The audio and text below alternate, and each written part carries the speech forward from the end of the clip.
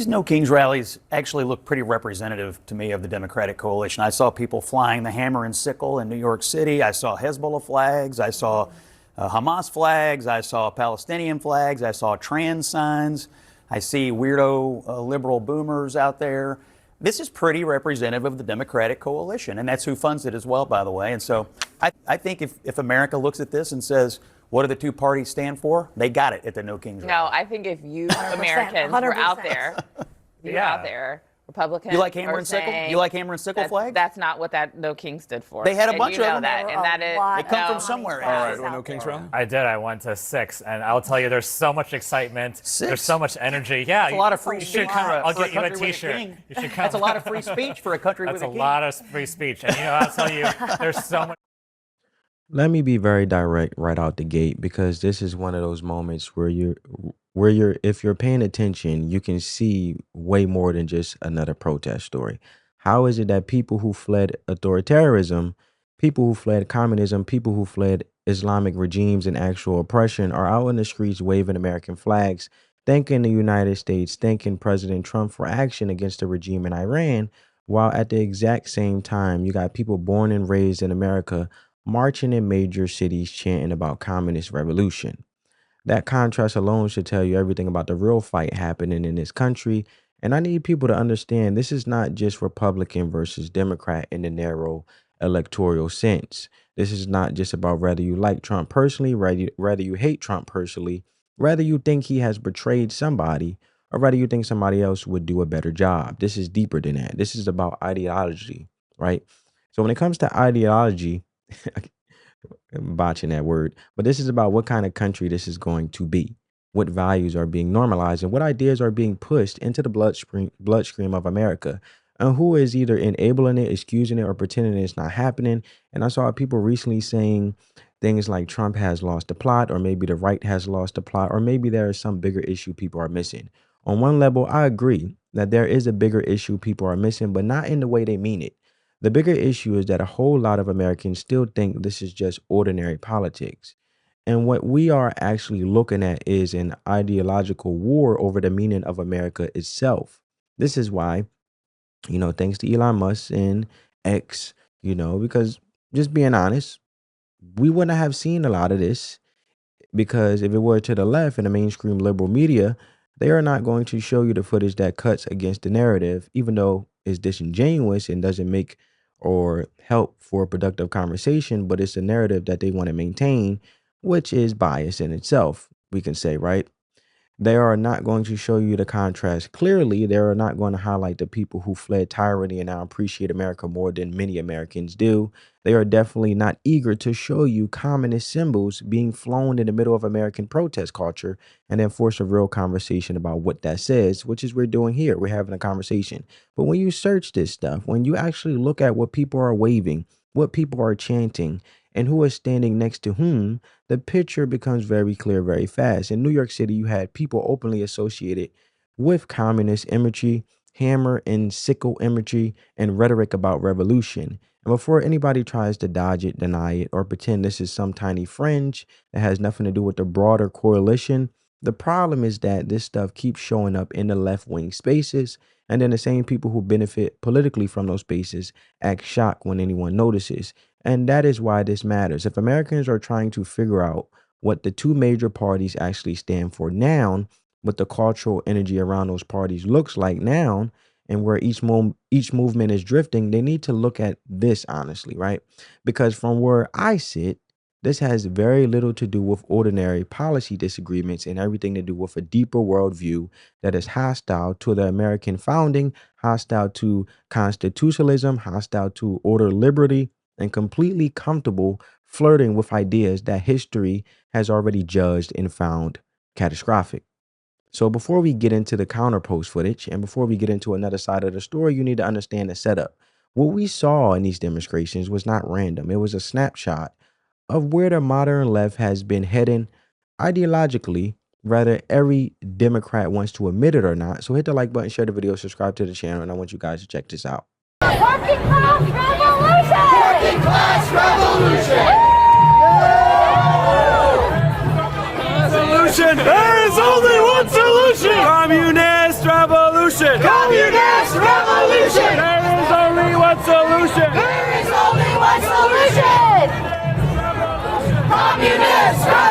Yeah!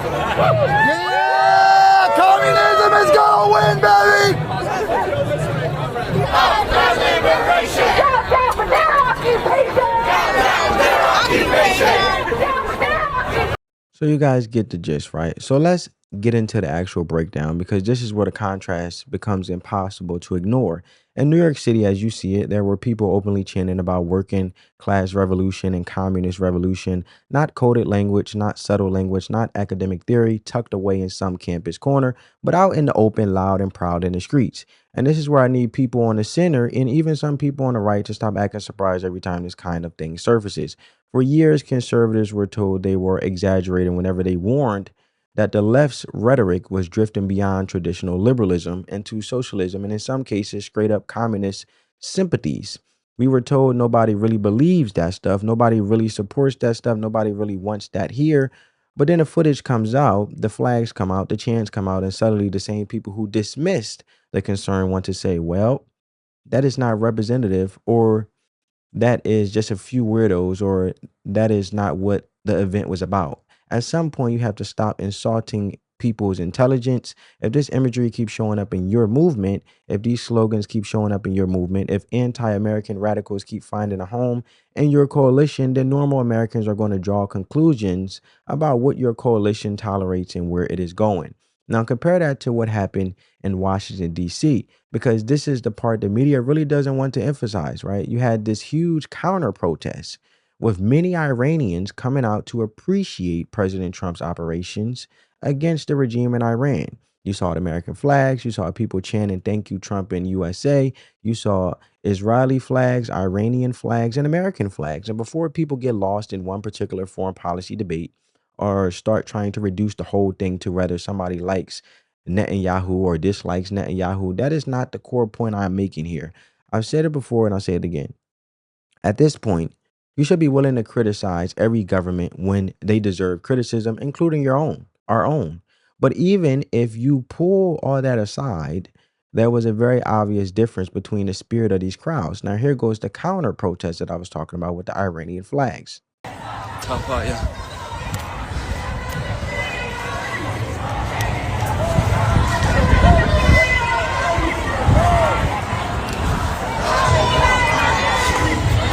جمعیت دیگه سر و تهش معلوم نیست. سر و تهش معلوم نیست. امروز واشنگتن مال ماست. امکان نداره بعد امروز اتفاقای بزرگی نیفته. So there you have it, right? But like I said, one crowd in my view is aligned with people who appreciate freedom because they know what the alternative looks like. The other crowd is filled with people who speak as if America is the source of all evil and as if revolution against its foundations would somehow improve human life. That should set off alarm bells for anybody with a functioning brain. And what really gets me is that there are people who appreciate America more than certain actual Americans do. Think about that. People who have seen what tyranny looks like, who have seen what ideological extremism looks like when it takes state power, who have seen what happens when dissent is crushed, who have seen what happens when a regime tells you what to think, what to say, and how to live, are out here showing gratitude for America while privileged activists in this country flirt with the same kinds of ideologies that make people flee their homelands in the first place. That is not wisdom. That is decadence. Then you move over to the interviews and the crowd composition. It gets even worse. You know, Net Fredman was out there interviewing people. And one thing I pointed out is that the No Kings protest looked overwhelmingly with older progressive liberals, the boomer activist crowd. And when someone pointed out a lack of diversity, the response was that Black people should not be out there because it is not safe for them and others should march on their behalf. I want you guys to check that out now. It seems like there's a lack of diversity here today. That it's mostly people who look like you and I. And I just it is not for Black people, for people of color to get out on the street. They're at risk when they do that. If anybody's going to get arrested here, it's going to be a Black person. It is not safe for them, and they don't need to participate. We need to walk in their name. Gotcha. Okay. Wow. Okay. What do you think about voter ID? Do you think it's racist? It's 100% a tactic to control the population and prevent people from voting, so that the only votes so that the gerrymandering can work, so that white voters can vote in white Christian males. Have you been voting blue most of your life? I voted blue in the womb. Ah, wonderful. Yeah. If you had to vote for a Republican, J.D. Vance or Rubio, which one would you pick if you had to? I would slit my throat. Really? Wow. Yeah. Wow. Intense. I hope she doesn't do that at all. You know, her life does matter. She is unique and special in her own way, just like everyone. But what I want to say is, now that you guys seen that, one of the most that's one of the most condescending things you can say, right? When she mentioned in regards of black people should not be out there because it's not safe for them and others should march on their behalf. And many black Americans may be offended by it. Certain individuals, maybe not. It assumes people cannot think or act for themselves. That's the sentiment of what, it can come off like. It does not match reality either, especially in cities like New York, where law enforcement and communities are diverse. And then you get into voter ID, where the activist claims is racist. Yet polling across racial groups shows strong support for it. I want you guys to check out the polling. Take a look here. Favorite photo ID to vote. 85% of white people favor it. 82% of Latino. 76% of black Americans favor it. So the bottom line is this. Voter ID is not controversial in this country. A photo ID to vote is not controversial in this country. It is not controversial by party, and it is not controversial by race. The vast majority of Americans agree with Nicki Minaj that, in fact, you should have a photo ID to be able to vote. So something of a non. Yeah, so again, there is a massive disconnect between activist narratives and reality. And I want to ask you guys, having a conversation, is there a massive disconnect between activist narratives and reality, which is this whole conversation is really about? So when you zoom out and understand the deeper layer of what's happening, the United States was founded on individual rights, not collective control. The Constitution is built on limiting government power and protecting freedoms like speech, religion, and self-defense. That includes the Second Amendment, which has been reaffirmed in cases like Heller and Bruin as an individual right. And these are not random policies. They are safeguards against tyranny. Communism operates in the opposite direction, though. It centralizes power and places authority in the state over the individual. History has shown repeatedly that this leads to less freedom, not more. Supporters of these movements will say they are fighting for equality and fairness. While their goals sound appealing, the real-world outcomes of these systems have consistently resulted in repression and suffering. What makes this more concerning is that younger generations are increasingly open to these ideas, it seems, often driven by economic frustration, debt, and uncertainty about the future, which is understandable with the job market and things like that. But replacing constitutional principles with collectivist ideology does not fix those problems. It makes them worse. And when you see these how can I put this? When you see this ideology showing up in protests, media narratives, and political coalitions, it signals a broader shift that goes beyond any single election.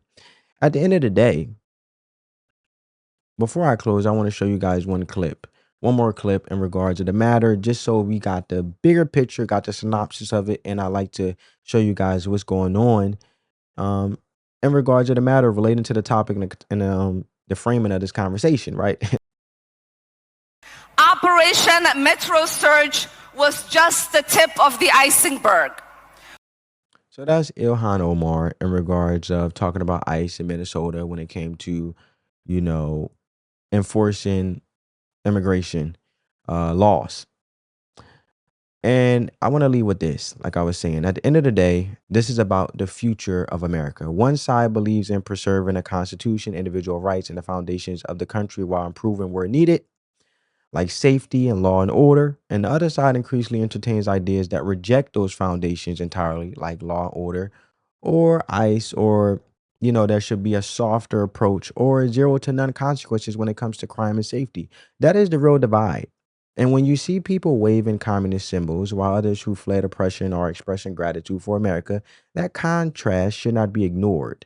This is bigger than Trump, bigger than one election, bigger than one protest. It is about whether the country stays rooted in its founding principles or shifts towards something entirely different.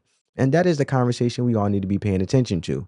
Let me know what you think in the comments, where you think the country is heading, how you see all of this playing out. Make sure to like the video, share, subscribe to the channel, and turn on your post notifications so you do not miss the next one. I hope you guys got some value from this video, and I really want to know you guys' thoughts down in the comments. Spread that peace, love, and positivity. As always, we just having a conversation.